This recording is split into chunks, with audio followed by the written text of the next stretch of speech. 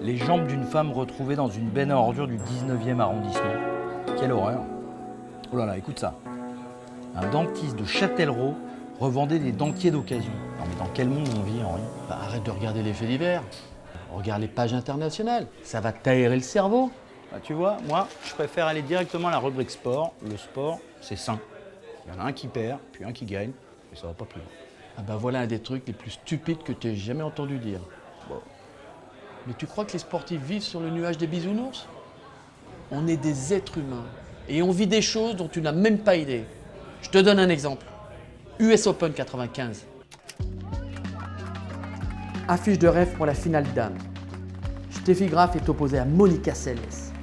À elles deux, elles représentent à l'époque 26 titres de Grand Chelem. Elles sont donc au sommet de leur art. Pourtant, en privé, elles vivent une des périodes les plus tourmentées de leur existence. Un mois plus tôt, le père de Steffi Graf a été arrêté et emprisonné pour une affaire d'évasion fiscale qui concerne les revenus de sa fille. Steffi, elle-même, est menacée par la justice. Quant à Monica Seles, elle signe son retour à la compétition après 28 mois d'absence. Allez, ça va, ton Allemande qui paye pas ses impôts, c'est ça la dure vie des sportifs? Et Céleste, elle a quoi? Une vilaine blessure? Toi, t'as encore perdu l'occasion de te taire.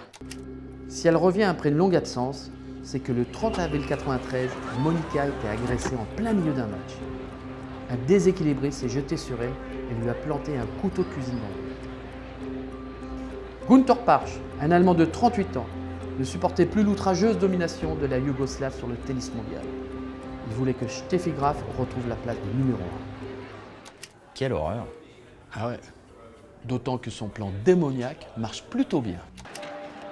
Bien qu'atteinte superficiellement, Céleste se retire du tennis et sombre dans une profonde dépression. Quant à Steffi Graf, elle retrouve la place de numéro 1 mondial un mois à peine après l'incident. Lorsqu'elles se font face, lors de cette finale de l'US Open 95, Steffi Graf a ajouté 6 grands chelems à son compteur. Céleste, elle n'a que 11 petits matchs dans les jambes. Pourtant, le spectacle est à la hauteur de leur rivalité passée. La première manche se conclut dans un tie-break au couteau. Limite le jeu de mots? Céleste pense le gagner sur un ace. Finalement, un c'est faux. Elle se précipite vers l'arbitre, Graf se crispe. Pour elle, la balle est clairement dehors. Sur le deuxième service, elle claque un retour de coup droit monumental. Finalement, elle arrache le tie-break 8-6. Céleste, de rage, envoie des parpaings dans tous les coins. C'est sur un ace, validé cette fois, qu'elle prend le deuxième set sur un humiliant 6-7. Sa domination se confirme au début du troisième. Mais sur un mauvais jeu, elle concède le break. Monica maintient la pression, mais Graf conclut 6-3 sur sa deuxième balle de match. Les deux joueuses tombent dans les bras l'une de l'autre dans une accolade qui marque l'histoire du tennis. Ouf, tout est bien qui finit bien. Pas vraiment, Michel.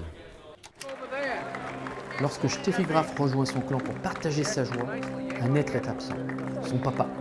Heidi, sa maman, ne peut cacher ses larmes. Elle passera les 25 mois suivants en prison. Quant à Monica Seles, elle poursuivra sa carrière jusqu'en 2003, sans jamais retrouver le niveau qui fut le sien. Elle ne remportera plus qu'un seul titre majeur, l'Open d'Australie 96.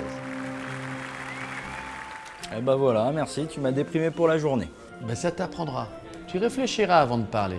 Comme disait Coluche, l'intelligence, c'est pas sorcier.